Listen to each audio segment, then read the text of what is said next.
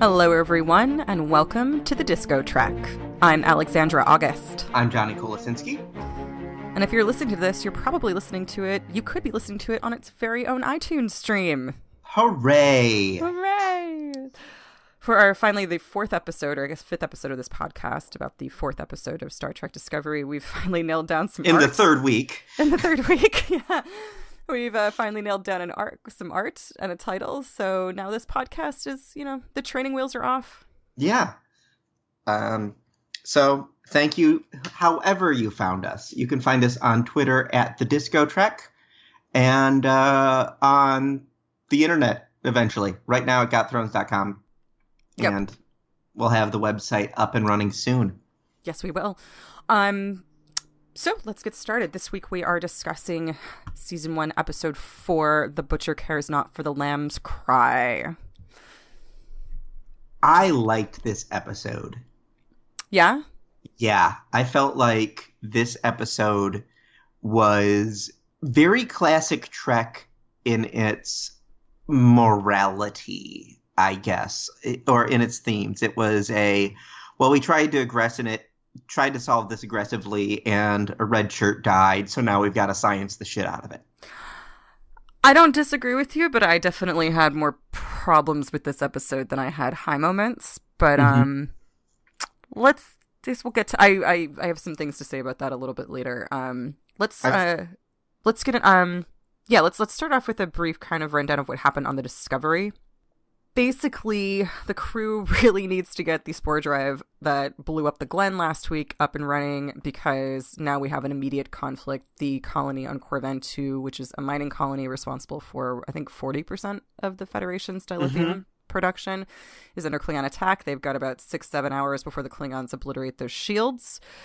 So Lorca tasks the crew tasks Stamets with finding a way to get them up and running in time to get there, because all the other Starfleet ships aren't going to, there's no way they'll make it in time, but if the Discovery manages to get their spore drive up and running, they'll make it in time.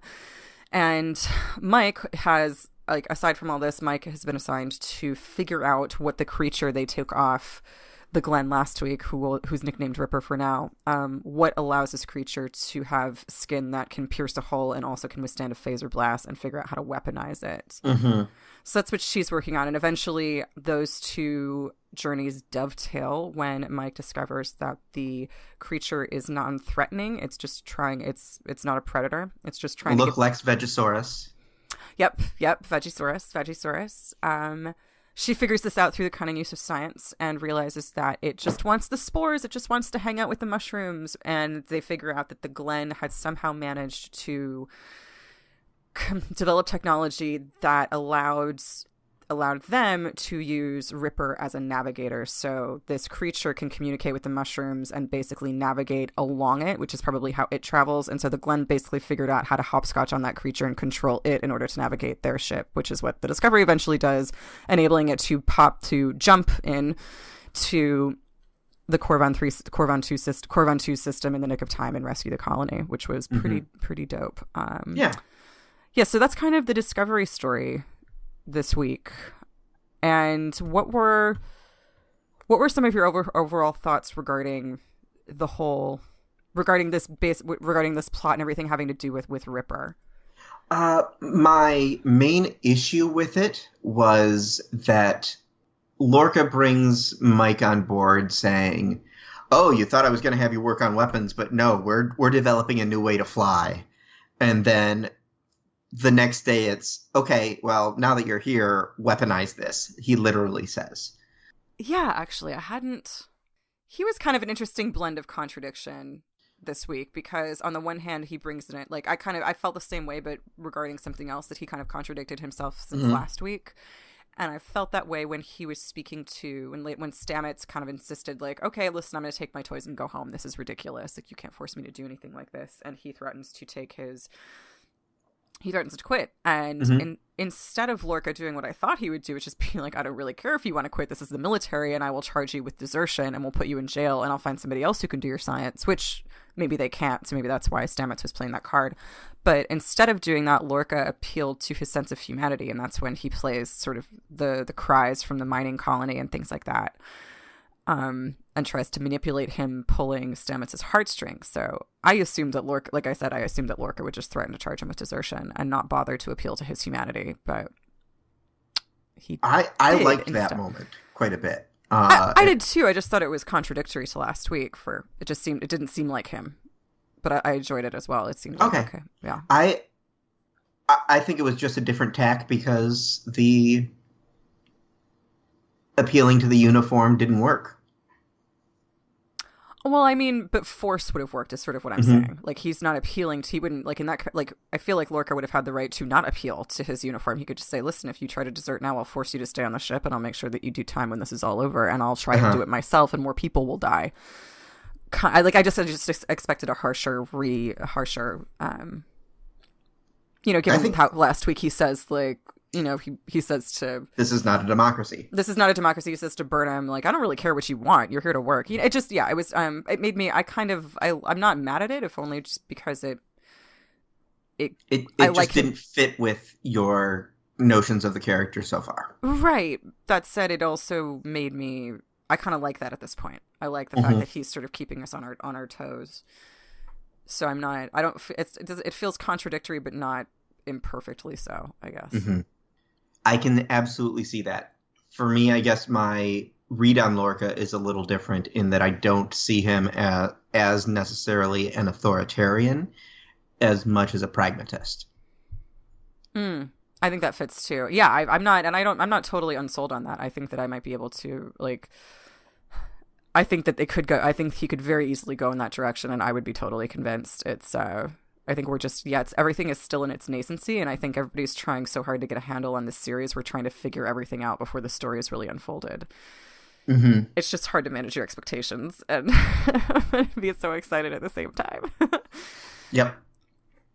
Specifically regarding Lorca, that battle at the end with, there's the battle to rescue Korvan 2 was pretty cool, and I specifically liked Lorca's mannerisms, and just I like him as a commander. I thought that how he allowed the Klingon ships to come closer and closer and closer, and then jumped out, leaving the torpedoes. That reminded me a lot of Basics Part 1, just in the tracking shots and in that kind of strategy, which is, how much I like that episode, so it just made me smile. So Basics Part 1 is the Voyager episode where I'm blanking now. The Kazon's attempt to... Yeah, the Kazon's steal Voyager. Yeah, they Seska. Actually...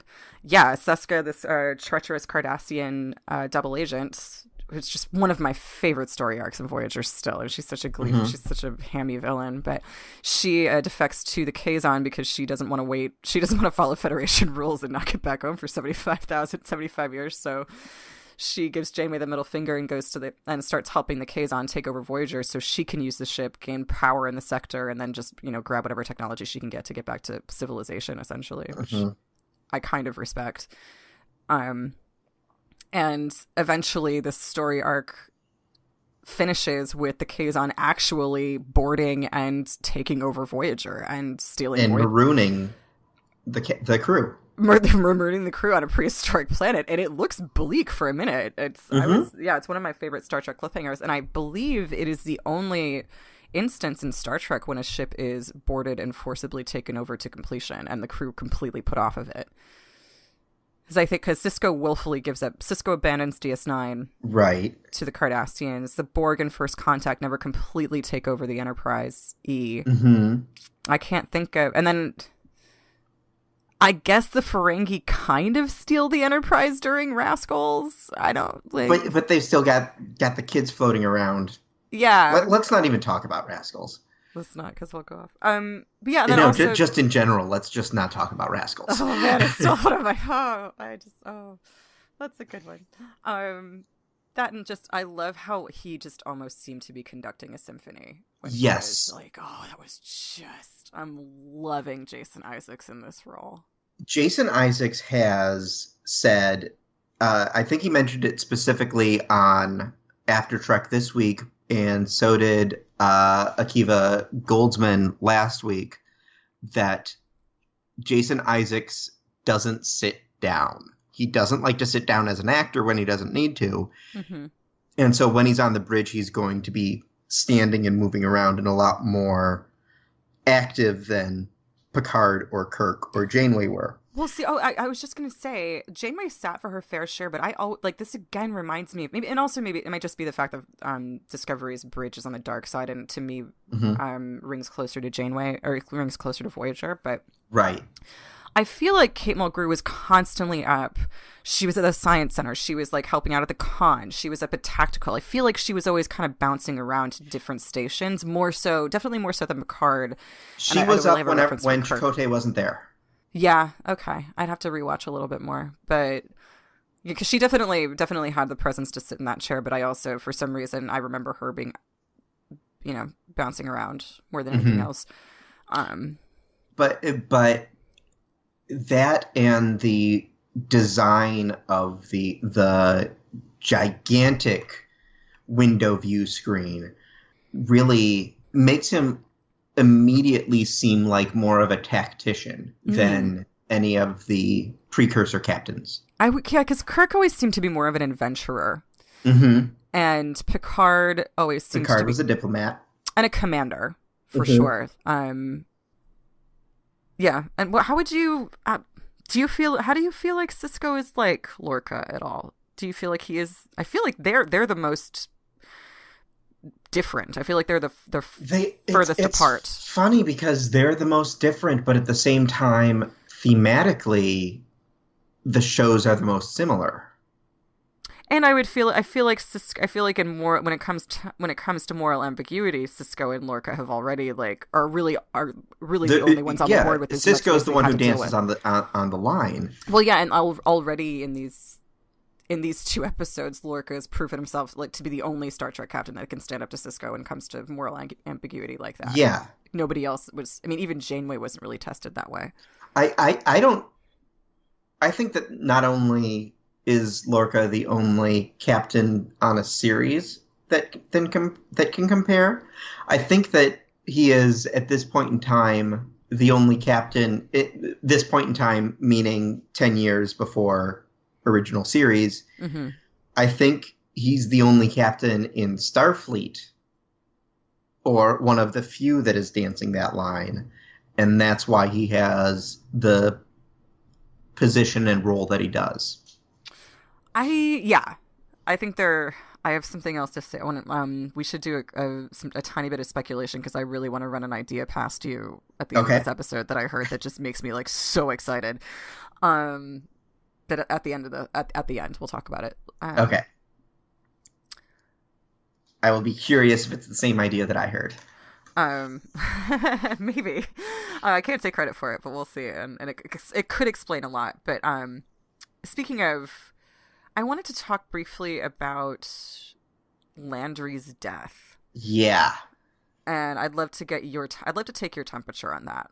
My temperature is that ultimately Landry was a red shirt that we saw in 2 episodes rather than just 1. Okay. That she existed in universe to die. Right. You think it was a red herring to cast Rika Sharma? Yeah. That she was billed as a major character, but was ultimately there to bait and switch.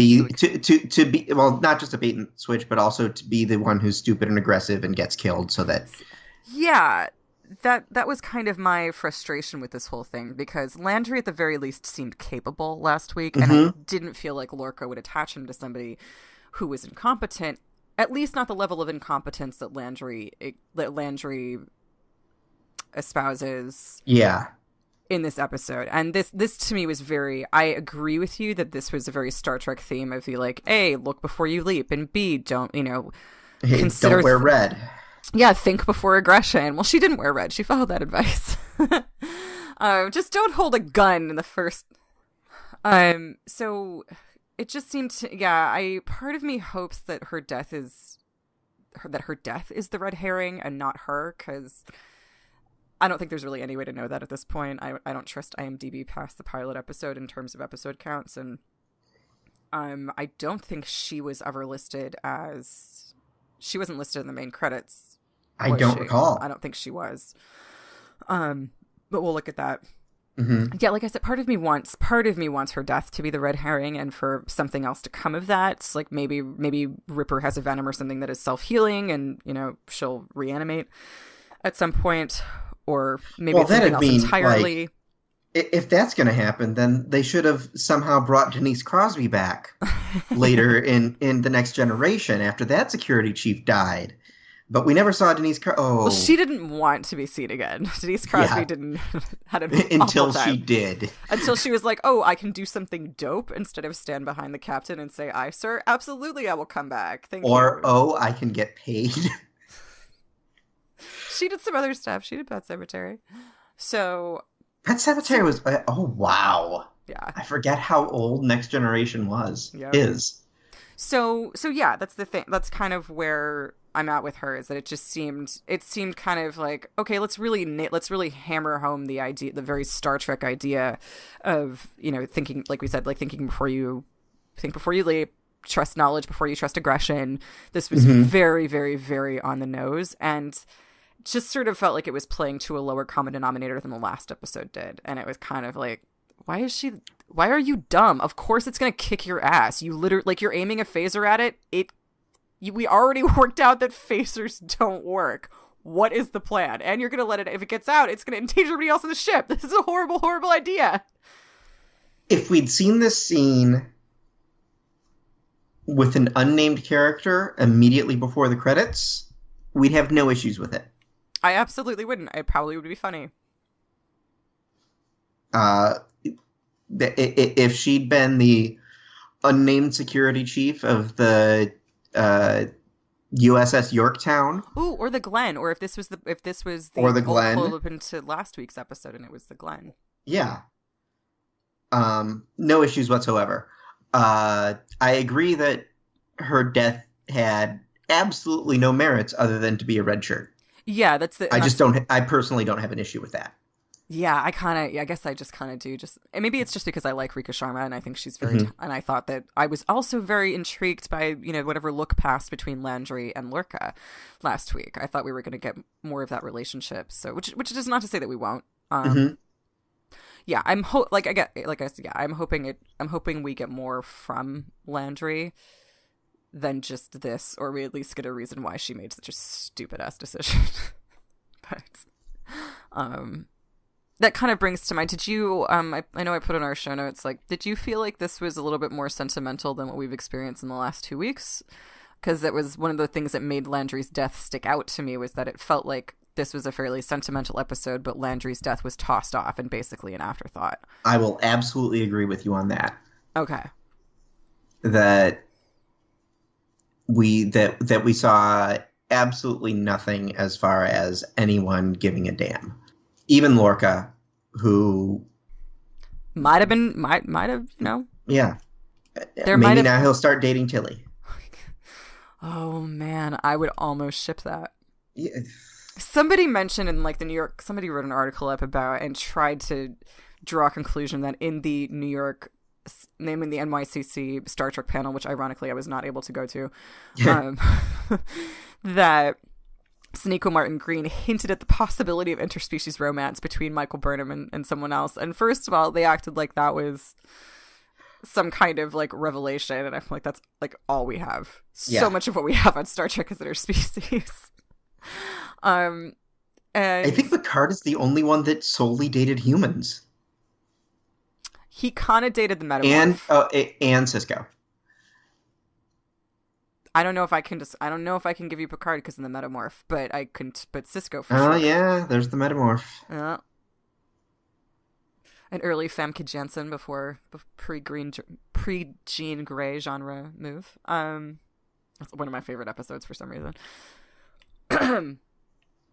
But they hint, and it, like, given, and then somebody they ended with, like, oh, we're totally shipping her and Saru, and then I kind of looked at the which doesn't excite me in the slightest, and I think is actually really weird. And then I looked at, and I'm wondering if they weren't talking about Michael's relationship with Ripper, just because that was another, like, the bit of sentimentality that I was talking about, was the fact that Ripper, like, after having been used as this navigator, like, goes, Moo. I really hope that we find out that Ripper is intelligent, and he becomes chief engineer. and Mark from Rent's boss. And puts Mark in the booth. I know. How you like it? And he, like, for the next season we have him, and like all of a sudden it's like brighter music and it looks more like the Orville, and we just see like this 80s sort of credit sequence where it goes, and blank as Ripper, and then you see Ripper look up and he's got engineering goggles on and he waves one of his little paws. And Norm Macdonald as Ripper. Yeah, it was I don't know. Yeah, the interspecies robot. I don't know. They also, the quote that backed that up from the panel was really didn't feel like it was saying that at all. I'll see if I can pop that article in the show notes, and you guys can tell us what you think. But Jason Isaacs. Speaking of New York Comic Con, Jason Isaacs has been very active on Twitter, and he also did one-on-one fan stuff. I think might have been for After Trek at New York Comic Con, and asking people who their favorite captain was. He was super excited when someone said Janeway. Aww. Yeah. Thought you'd like that. I do like that. It was kind of a lovely Comic Con for fanning out moments. How are you? Go ahead. I'm still. How are you feeling about Tilly? I like her better than Barclay. Ooh, yeah. I think that they're doing socially awkward and young. I like her better than Barclay. I like her better than Wesley. I also feel like she fits in. If they start playing up that she's on the spectrum or something like that, I'll be really annoyed. Yeah, I've abandoned my interest in her being an example of somebody who's on the spectrum or something like that. Especially because now it just seems like she's nervous. She's dialed it back just an eensy bit. She's just now, to me, a bit, which I like the fact, because we usually see, even in DS9 and even in Voyager, there's still a polish to Starfleet officers, even though they're grounded a little bit more in realism in those later series than they are in, say, the early, really in all of Next Gen. It's always everybody if you're ever a nervous Starfleet officer, there's a camera on you, and like we have to talk about it. If you're ever a nervous Star Trek officer on the Next Generation, you're either Lieutenant Barclay or you are going to die. Yeah, or that chick from engineering who spills hot chocolate on Picard that one time. Was that in Lower Decks? No, but she comes back again. Oh, okay.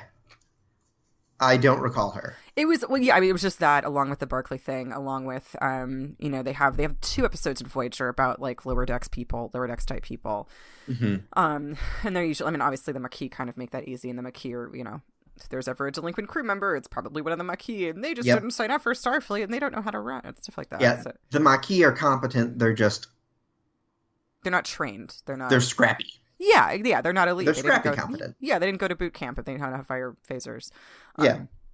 But yeah, so Tilly is getting, like, I like Tilly because it feels like there could be more of her, and it feels like she feels more organic. She doesn't feel like she's here because of her nervousness. That said, I don't know that I need 2 Tilly speeches and 2 Tilly being like this, 2 Tilly's like pure of heart goodness coming in to save the day, like when she gives she gives the will, and then when she gives the bucket of mushrooms. Well, when she gives the spores to, when she speaks for like 20 minutes to Mike about opening the will, she's like, made its way here to you. You should absolutely open it. I'm like, or maybe she shouldn't, because she's grieving, and this whole thing is stirring up feelings for, like, it was just really treacly.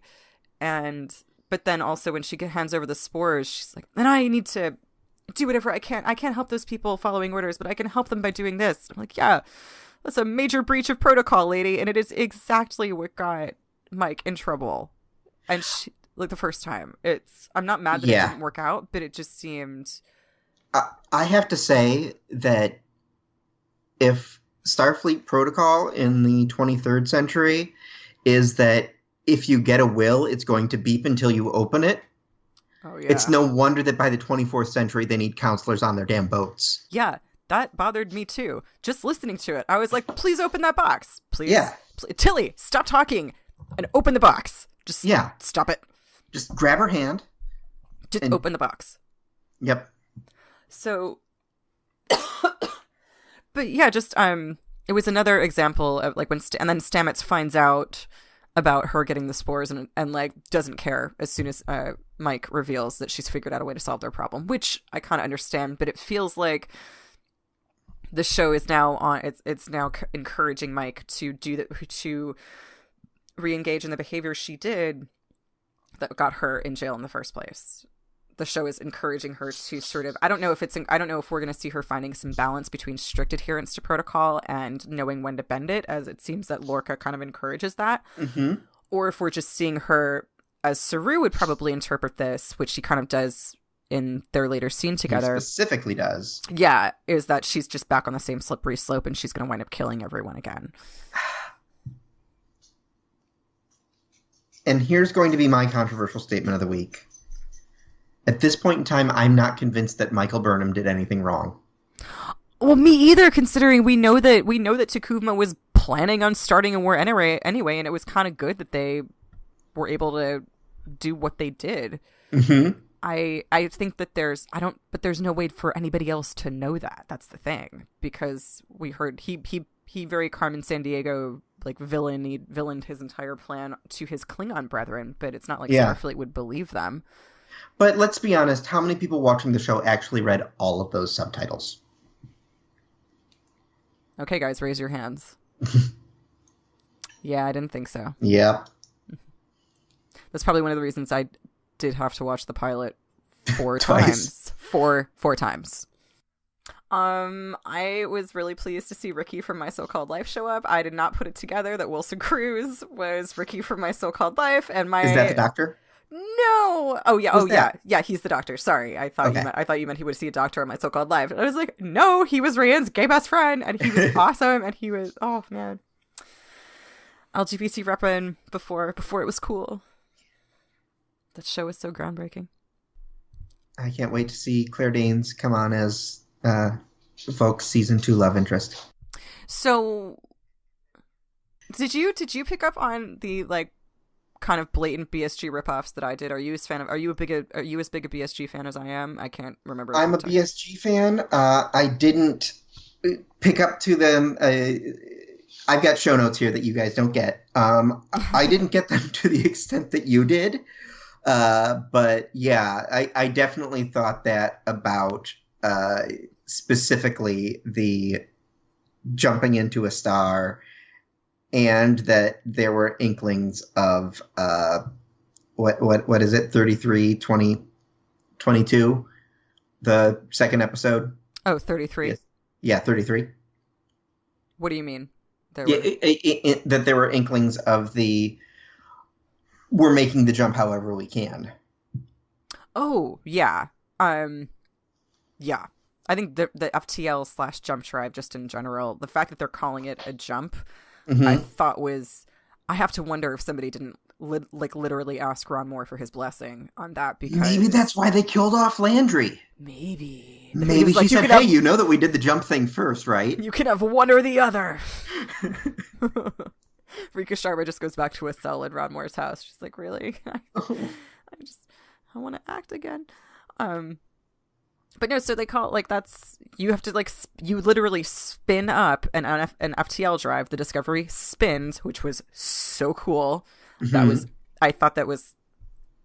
It was a neat effect. One of my favorite visual moments of the season so far. And plus a wonderful way to update what our eyes are expected to see when it comes to warp drive. It was brilliant in that capacity. I'm really wondering what goes horribly wrong to ensure that we never see this thing again off of Discovery. So maybe the fact that it requires slavery and torture.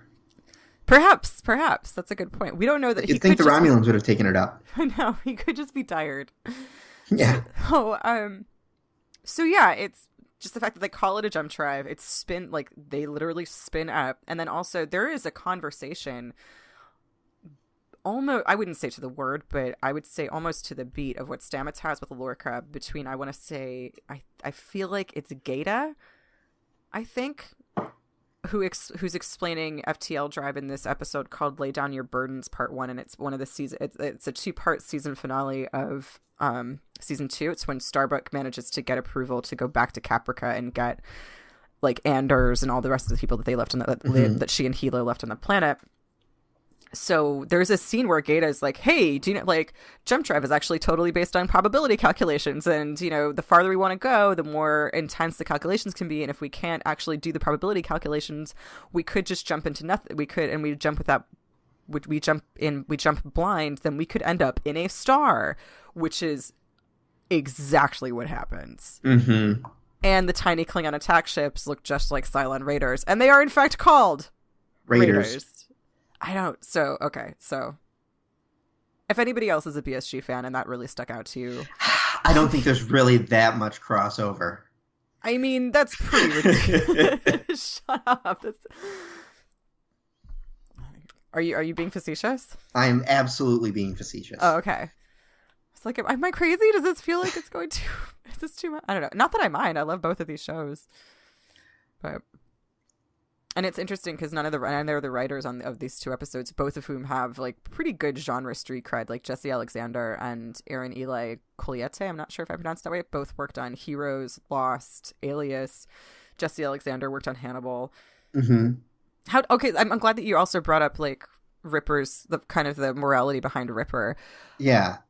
That's actually, I don't know why I didn't think to talk about that. This is blatantly going against some pretty serious Starfleet values here. Yeah, so I made a post on Reddit because we didn't get to record on time, so I had to rant somewhere about episode comparisons. And the big one I had for this week was The Devil in the Dark, the original series episode with the Horta. Okay.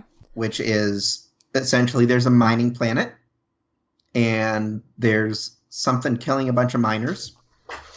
And so it's like the secondary function of all mining colonies in Starfleet. Yeah, the secondary function of all mining colonies is to bring the ship and the title of the show there because people are dying. And the Horta, they attack it, it kills people. Then it turns out that, it's just pregnant, and be nice to it. All of a sudden, everything's fixed, which is very much the Ripper arc this week. This week, yeah, for sure. So there was that big old tie-in for me was very much on the nose. Well, and you mentioned Equinox too, which Equinox, which is the episode of Voyager where it turns out that they're torturing a bunch of space ghosts in order to make their ship go faster. Yeah, is Equinox a Voyager? Is Equinox another Intrepid class or just a different ship? Yeah, it was another Intrepid class. So along with Voyager, there were a few other bits of like space trash that got brought out when the Caretaker started ripping people through, and Equinox was one of those. Voyager winds up not hearing. Were they brought out after the fact, so Voyager didn't hear about them? They were brought out before, but they thought they were destroyed. Oh, that's right. Okay, yeah. So Voyager doesn't know to look for them, obviously, and Voyager plays by the rules, and it takes them a lot longer to get to where the Equinox has gotten to, because the Equinox very quickly decided to abandon Federation ideals and get home as quickly as they possibly could. So Seska's only dumb bad luck that she got hooked up with Voyager and not the Equinox. She probably would have been a lot happier under Captain Ransom. But it turns out they are essentially poaching these animals from... Johnny, you probably know better than I do what kind of creatures they were, but they're essentially poaching them and using their... subspace beings. Yeah, and figuring out a way to use these beings to harness their power, essentially to ride back to Earth a little bit faster. And Janeway is just totally appalled. Like, when Janeway finds their ship, it's all brutalized and damaged, and she's like, oh my god, baby girl, come back, I will help you. And she like pats them on the head, and they're all like, wow, your ship still looks nice. And she's like, yeah, why is yours so fucked up? And they're like, no reason. No idea at all. And then she finds out that these creatures are waging a personal war in the ship because it's been killing them for God knows how long. Yeah, and they've disabled the morality subroutines, the ethical subroutines on their version of the Doctor. Oh, that's right. That was so funny. I forgot what a fun device that was. The Doctor's a sociopath all of a sudden. It's really good. So, yeah, another comparison. And obviously this is going to become an issue with Lorca and Burnham very soon. And it will be very interesting to see what side Stamets falls on. Yeah, I'm with you on that one. Because it's very clear that... I guess, first of all, that Mike tries to suppress her emotions when it suits her, when there's not an adorable animal around. Yeah. It must have really frustrated Sarek when she would, like, bring home various creatures and be like, no, come on. Can I keep it? Yeah. Like, you're doing so well at school. Like, could you? Okay. I hope we get a flashback to something to that effect. That would just really tickle me. But yeah, clearly she has great feelings for this creature, as I did. I mean, I had a lot of Baby Groot moments this episode where I was just like, oh, yeah. You precious, like, space cow. It just takes its little, like, spores, like, and then goes back, and then, like, it gives her a little, like, pat on the shoulder that was so cute. After she gives it the spores. I feel like Tilly's gonna be the real problem child with this one, though. Oh yeah, I think she's gonna get it. We're gonna find the tardigrade, like, just hanging out in their quarters. Yeah. You're gonna get a really funny, it followed like, me home. Like, what are you doing? Lorca's on his way here. And it's kind of like a scrambling of them trying to get it in the bathroom. And the tardigrade's like, what's going on?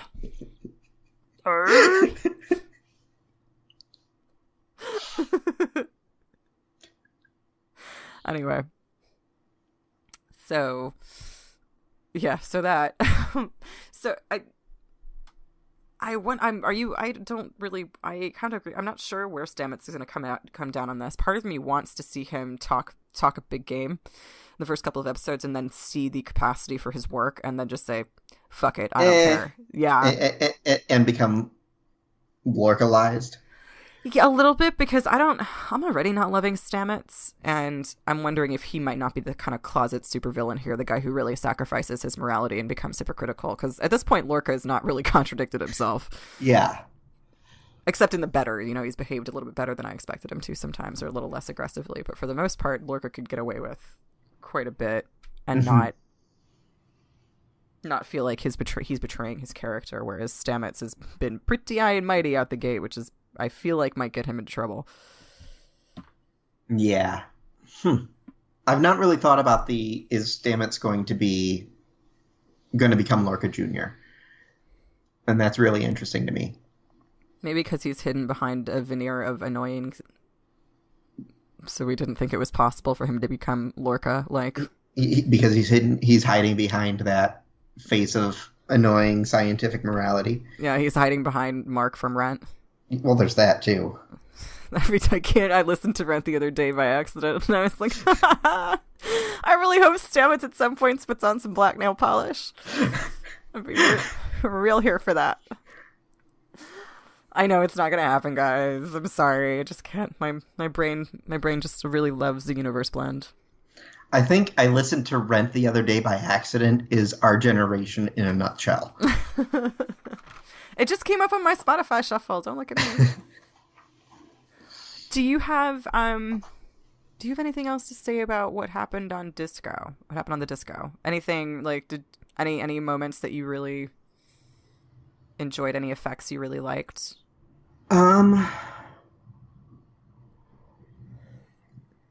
Not especially. Not that we haven't covered. I did really enjoy the simulation scene. And we didn't talk about Saru and Burnham at all. But I kind of liked how she used his threat ganglia to see if the thing was a predator. Yeah, she used Saru as is this thing really a threat detector?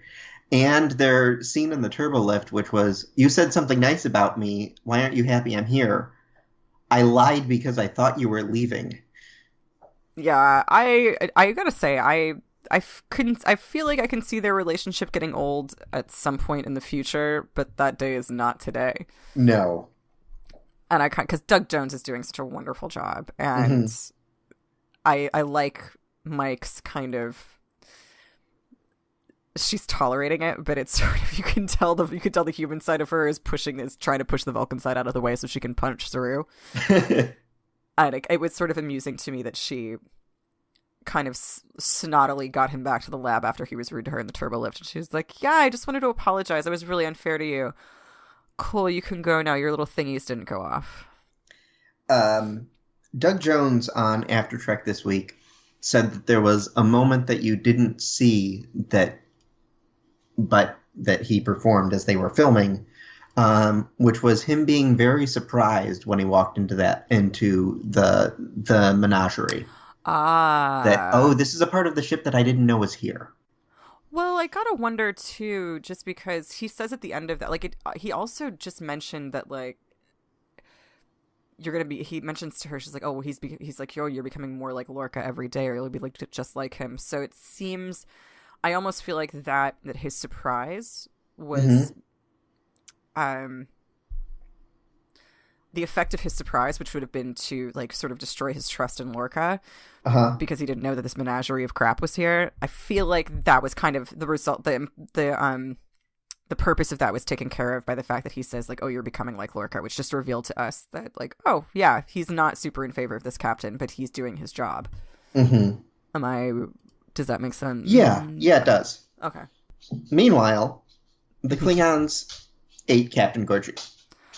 I gotta say, we talked about this. I guest starred on the Dorking Out podcast at the beginning of this week, and Jeff Bond, who is author of several books on Star Trek design, mentioned he was, like, getting a little bit tired of the Klingons. That said, I was tired of the Klingons kind of mid Star Trek The Next Generation, and I totally raised my hand on that. I've just never found them to be spectacularly interesting. But this was the first episode in a long time where I was mad at them. And I'm serious. Like, I was like, you motherfucker, you stay away from it. It made me, it really villainized. You stay away from Phil. No, yeah, just, I mean, like, I'm being serious. Like, it went a long way to making me hate these guys and wanting vengeance for her. Like, and I haven't felt that way. I don't know that I've ever felt that way about the Klingons. I felt that way about the Borg, and I felt that way about the Kazon to an extent. But rarely has a Star Trek villain inspired that much vitriol in me. In a good way or a bad way? In a good way, because I also, at the same time, I think Voq is not, like, the most political genius of Klingon. So I'm also I'm like, you make me angry, but you're also kind of dumb. So I'm still I still feel like there's more to learn and discover about them. So I like the fact that they are definitely, that they're villains, but they're also villains that have the capacity to adapt into perhaps being something else at some point. I think it was interesting that basically the plot of this was Voq possibly being manipulated by two different Klingon factions. Like, we've got Cole, who comes aboard and who's like, yeah, I'm totally on your team now, and then steals his crew with the cunning use of food. Cole, by the way, of the House of Kor. Kor, who is one of the Klingons from the original series, who shows up on Deep Space Nine in the episode Blood Oath, where they're hunting down an albino. No way. Yeah, so who killed their kids. So Voq, oh god, so now we know that Voq is the albino, and there's basically no question. Yeah. So yeah, folks, check out the DS9 episode Blood Oath. You said, not. It is not my official recommendation as of yet, because I think we'll get even more of that in the future. But just maybe read about it then. Yeah, check out the Memory Alpha. Yeah. So Kol of House Kor comes to Voq, formerly to Kuvma's ship. It's taken them 6 months to get everything back up and running, but they still need a processor. They still need, like, a significant processor to run. Everybody needs a processor this week. They still need a processor to run the Cloak, which is basically the reason that ship is worth anything, and the only reason that they still have a fighting chance of being a part of this battle or winning against the Federation. And Kol of House Kor shows up, and he's like, I'm totally 100% here to help. And Voq is like, cool, I'm gonna run to the Shenzhou, get a processor, you hold down the fort here. Glad to have you. I gotta run down to the bodega, you make sure everything's cool. Cool, thank you. I'm so glad to have you guys in line. Welcome. Make yourselves at home. He comes back. Kol is like, also, these are my guys now. Yeah. I stole your friends. We're going out. Later, loser. Would you like some octopus? So, and then L'Rell, who's the female Klingon played by Mary Chieffo, she comes around and she's like, no, you should not kill him at all. You should put him on the Shenzhou, because that would be a wink, That's worse embarrassing. It's a worse punishment. And this is the same girl. And so he gets put on the Shenzhou, and we see him, like, my favorite like stupid part of this episode was them cutting back to him on the Shenzhou, and he's just going over the crew manifest because there's nothing else to read. It's like he's on Michael Burnham, graduated from the Vulcan Science Academy. He just like turns it off. It's reminded me of every time I've gotten my oil changed and I sit in there and I'm like, women get their oil changed all the time, guys. Why do you only have issues with Popular Mechanics? If you got a Cosmo in here, I would be a customer for life. And I don't even read Cosmo. I would just be it's a little bit more interesting. But yeah, and then Laurel follows shortly behind and she's like, no, it was all part of a plan. I can help you win the entire war. I'll take you to meet these matriarchs and we're going to do it. And he's like, sure, but what's it going to cost me? And she's like, oh, like everything. It's going to be... They're going to smooth out his forehead. Yeah, I thought he's going to end up on the Discovery. I don't know. I had a lot of feelings about the Klingon stuff. I don't know about you. I did not. I didn't say they were necessarily good feelings. I didn't. I had no feelings on the Klingon stuff.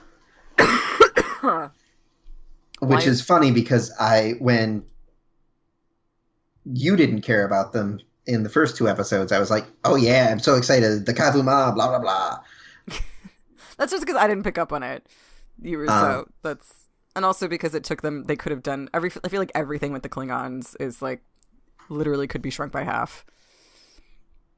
Yeah. Especially, I did not enjoy the clear, I don't know, man, I'm just not in love with Klingon romance. I never have been. And it feels like this is kind of what they're trying to do. Yeah, part of it. I am excited about the Voke arc. I think is going to end up cool. I think so too. I didn't care about this moment of it. I think that they could have come in on the next episode of him being disgraced and once again an underdog, and we would not have lost anything. I agree with you. I'm curious because now I feel like he and Laurel are going to go off on their own journey, and I wonder if at some point their interests will not align with Discovery's, because now that they're separated from the pack, or whether we might not see them again. And it seems certain to me that they're gonna that Mike and Voke are gonna meet again, just because it seems like they're counterparts in this whole thing. He's just been disgraced, and now it has somebody to believe in him again. She's been disgraced and has somebody to believe in him. They're both on new ships, so we shall see about that. And also, I need to call out a mistake that I think I made 2 weeks or almost 2 weeks ago in episode 3, which was pointing out that, or no, episode 2, the second part of the pilot, Battle of Binary Stars, when Voke is when T'Kuvma is speechifying at some point and has a flashback to his father's ship, it's Laurel that we see helping him. It's not, really? Yeah, it's not Voke. I thought that it was Voke, and so they had sort of, but nobody would accept Voke unless he, made a grand gesture. So I thought that's kind of something that those two had staged. It's not the case, because at this point, Voke calls out to Laurel, hey, why do you support me? Like, T'Kuvma barely knew me. And she's like, no, he believed in you. And my bloodline is like T'Kuvma way back. Interesting. So I'm 90% certain on that, but it just makes more sense that, like, if she's like, yeah, no, I've been T'Kuvma's, I'm like, we're cousins, that it makes more sense that she would have been the one with him when he was a kid trying to defend the ship, and would have been his right-hand woman. Mm-hmm. But that aside, her character kind of is confounding me, and like this is like the new Klingon part that is kind of bugging me, is that she is not. I don't understand how her mother's house is the House of Mokai, and she's like, but you know their house. It's a house built on lies and deception. That's what they do. I don't know how a house like that survives in the Klingon Empire, because it seems very contrary. Duras. Yeah, but it wasn't like, their banner. It wasn't their motto. It feels like House Mokai has this sort of well-known reputation and does this kind of thing. Let me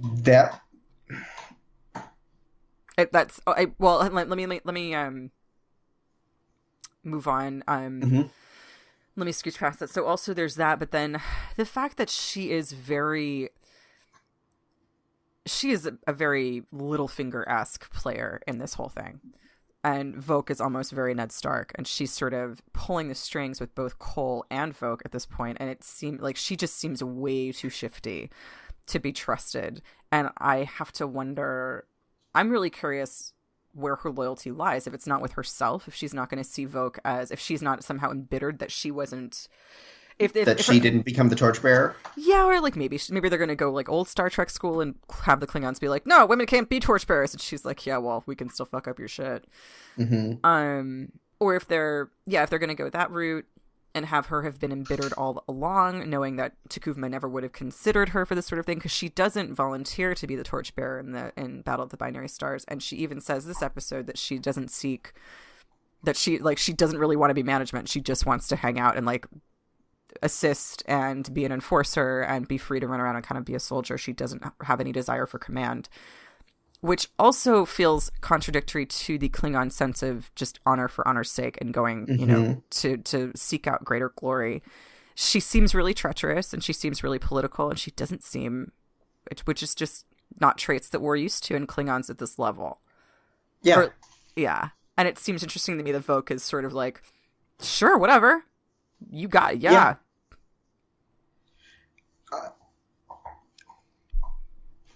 I have no predictions or thoughts on that aspect at this point in time. Who are the matriarchs, though? There's the B'nai Gesserit. Or the from Dune. The Dosh Kalin? Yeah. What's that from Dune? Yeah. No, I don't know what that is. What you just said. It's the Dosh Kalin. Oh, okay.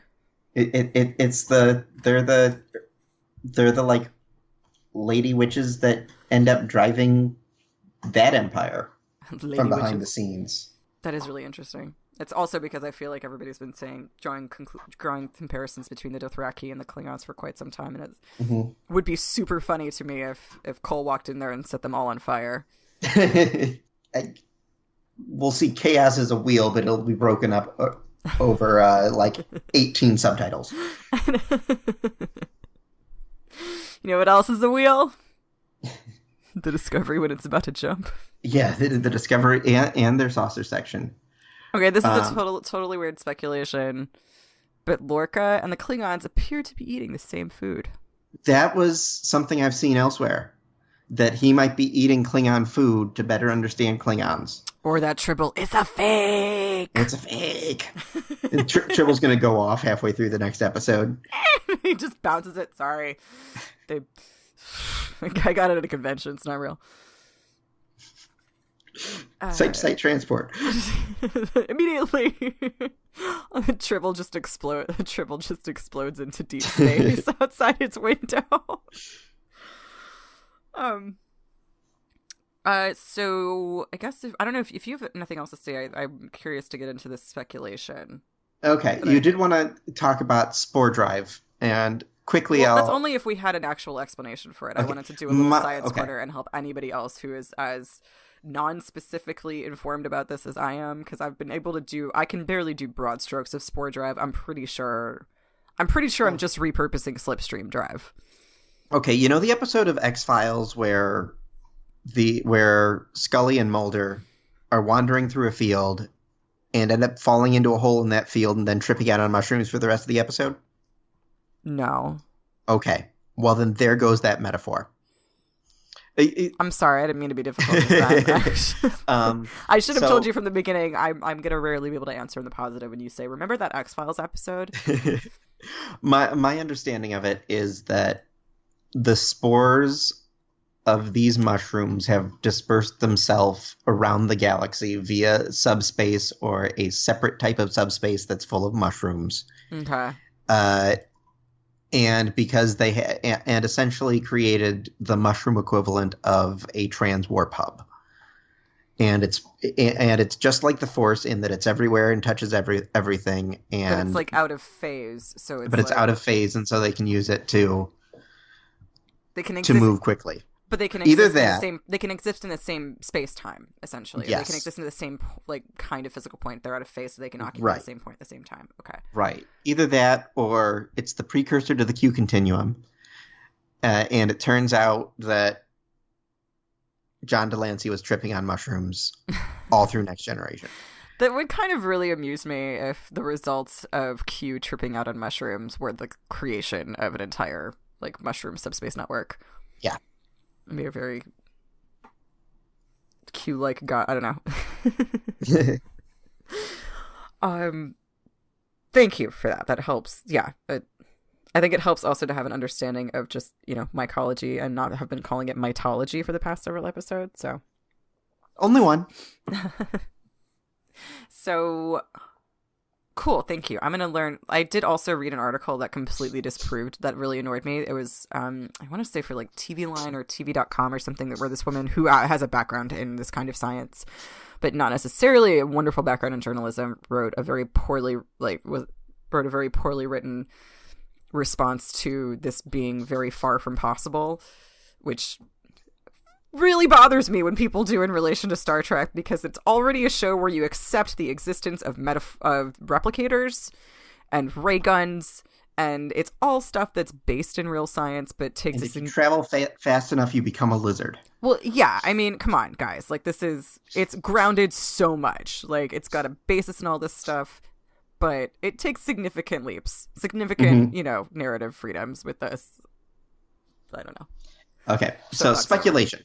So speculation, and this might be the same thing that you've heard. I don't know if anybody's, and this is speculation that I find to be like really compelling and possibly true. So if I'm not going to give it the power of R+L=J, but it sounds really convincing to me and would explain quite a bit. So if you are a lateral thinker and you use stuff to figure things out more than I do, if this is like, maybe don't listen, is what I'm saying. It's very convincing speculation, and I don't want to inadvertently spoil someone if it turns out to be right. I don't listen anyway, so. Good. Yeah, that message wasn't for you. So, apparently it's been said, and I haven't read this, but I believe it to be true, that we're going to deal with the mirror universe Yep. on this show.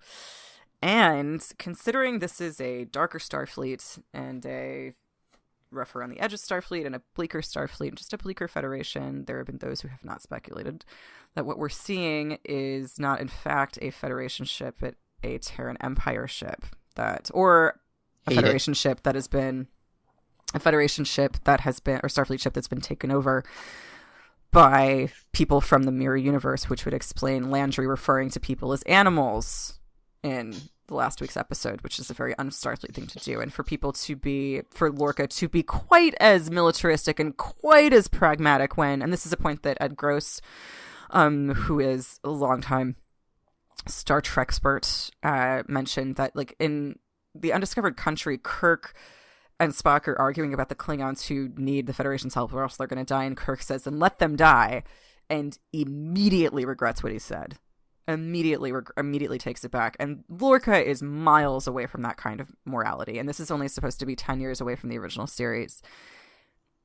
The fact that Stamets and Lorca have this contentious, openly hateful relationship speaks way more to the mirror universe than it does the normal Federation universe. And then the fact that Lorca is clearly willing, and so is Stamets willing, to understand that this creature has a sentience and has an intelligence, and they're willing to co-opt that intelligence. And so is the Glen. They're willing to co-opt that intelligence in order to attain a goal, which is just, again, I believe it's possible in this Federation, given that this appears to be an isolated and desperate incident, but it's still pretty off. And the idea that the mirror universe could somehow have, like, sort of backdoor infected our universe this way is really compelling and, like, makes way more sense to me, to be honest. I don't disagree with what you're saying, but narratively, I absolutely hate it. Why? Because what that means is that in order for us to get that we aren't seeing a journey, that we aren't seeing, you think it's, in my opinion, one of Starfleet's rough... The theory I read was similar, but it was that Lorca was essentially pulled over because they needed somebody who could be the bad guy. Oh, who could think like the bad guy. That I don't buy at all. Just because I think that's asking... Or that he's from the mirror universe, and that he progressed so far because he was willing to do things that other Starfleet members were not. I guess I'm more into the idea that, like, I think 10 years before we've even seen the mirror universe, that's something Kirk would have been briefed on if they had tried to pull, because I don't think this is going to go well. Yeah. The thing. I don't see Starfleet pulling somebody from the mirror universe because they can't deal with the Klingons. I see somebody from the mirror universe.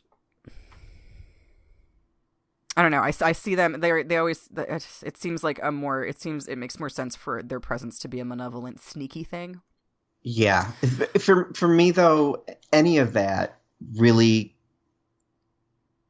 I've got this headcanon of what the journey of the show is. Mm-hmm. And it will shatter that into a million pieces because it's essentially saying that, no, this isn't a series about the Federation being tested for the first time and like having its ideals really put under the crucible and them coming out stronger. Mm-hmm. It's about, there's these crappy people. I see that. I see what you're saying. I like it. I have enough twist. I have it. Well, that's a thing. I have enough faith in this show already to believe that if they were going to implement this as a twist, they could still make it. They could still find a way to make it more widely relevant.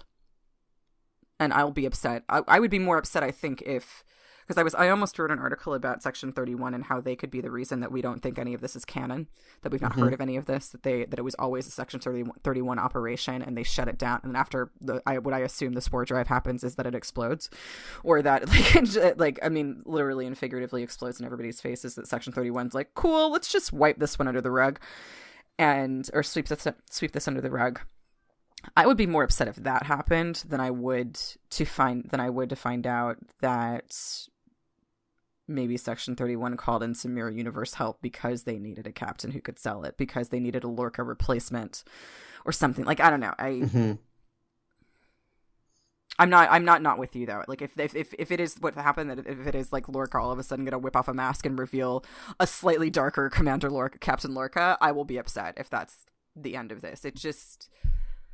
They've made enough bones about there being a mystery on the ship itself to make me think that it's not just this spore drive. And Lorca's been conflicting enough to make me also think that he's trying to be one thing when in fact he's another. Okay, that's interesting. Mm-hmm. But let's put. I don't know. If that's the case, we've already seen the holograph mirrors. That was really cool. I hope we see him shaving off his goatee every morning.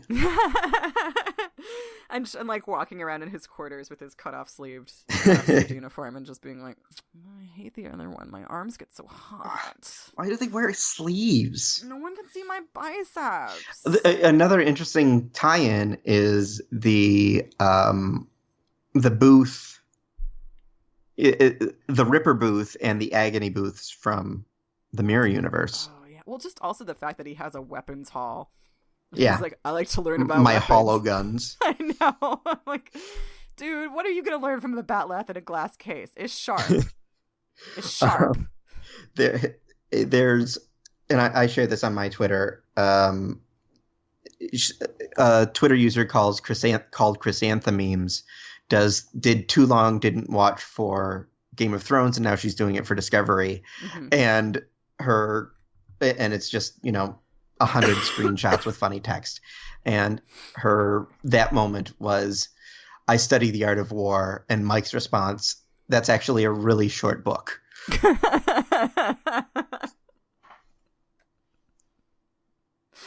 Oh, I think we could end it there now. All